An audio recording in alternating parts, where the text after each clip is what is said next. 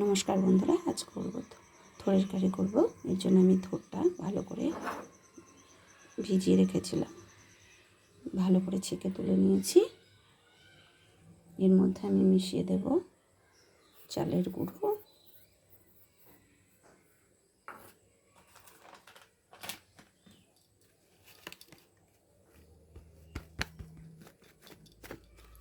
লঙ্কা গুঁড়ো,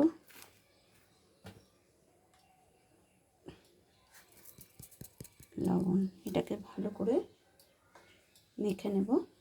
এদিকে আমি কড়াই বসিয়ে দিয়েছি, দিয়ে দিলাম তেল। বড়িটাকে ভেজে নেব।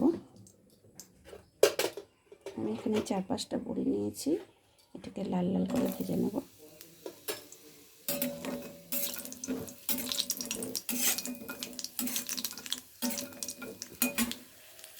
বড়িটা আমার ভাজা হয়ে গেছে, আমি তুলে নেব।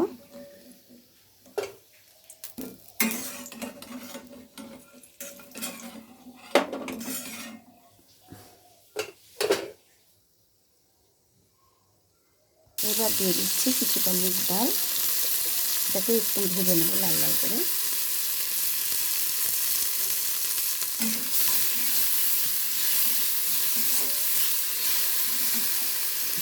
মুগ ডালগুলো আমার ভাজা হয়ে গেছে, আমি এগুলোকে তুলে নেব।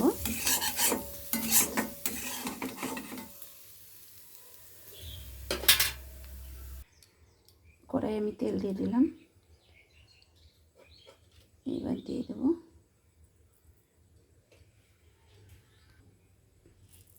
গোটা জিরে,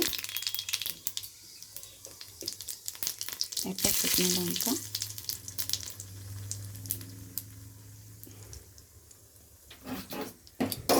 এবার আমার মশলাটা দিয়ে দিলাম। এটা জিরে আবার পেস্ট দিয়েছি, ভালো করে কষে নেব।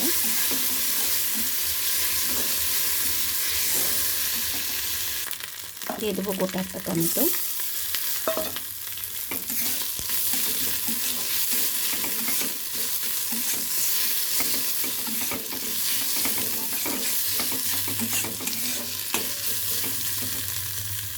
দিয়ে দেবো হলুদ,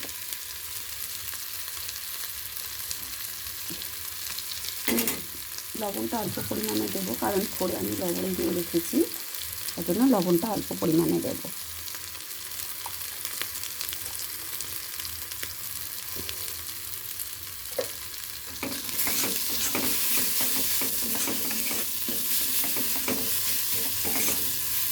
এবার আমি থোড়টা দিয়ে দেবো।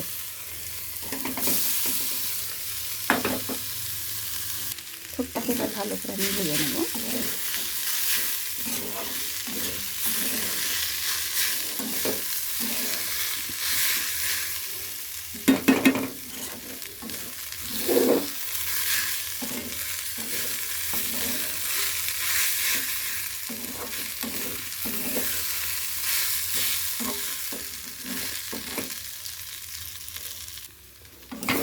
থোড়টা আমার ভালো মতন ভাজা হয়ে গেছে, এবার দিয়ে দেবো গরম জল।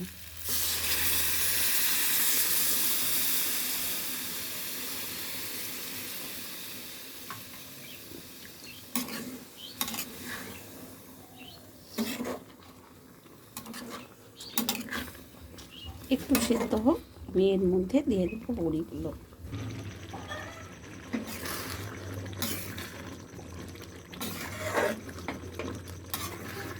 এরপর আমি এর মধ্যে দিয়ে দেবো ভেজে রাখা মুগের ডালটা।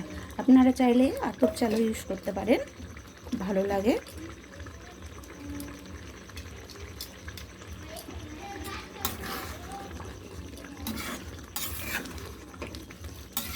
দেখুন কত সুন্দর সেদ্ধ হয়ে গেছে।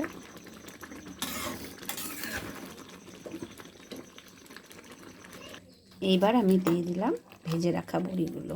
আমি একটু ভেঙে নিয়েছিলাম, বড়িগুলো দিয়ে দিলাম।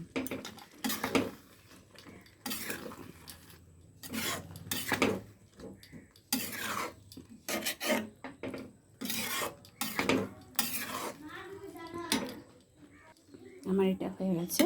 এরপর এর মধ্যে দিয়ে দেবো আমি হালকা ফ্রাই করে নিয়েছিলাম জিরে, ধনা, গোটা গোলমরিচ দিয়ে দিলাম, আর গোটা গরম মশলা পেস্ট করে নিয়ে দিয়ে দিলাম।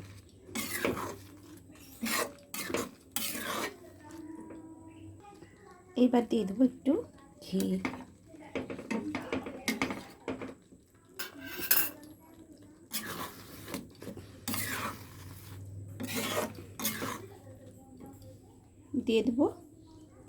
দিয়ে দিলাম একটু চিনি। একবার এইরকমভাবে ট্রাই করতে পারেন,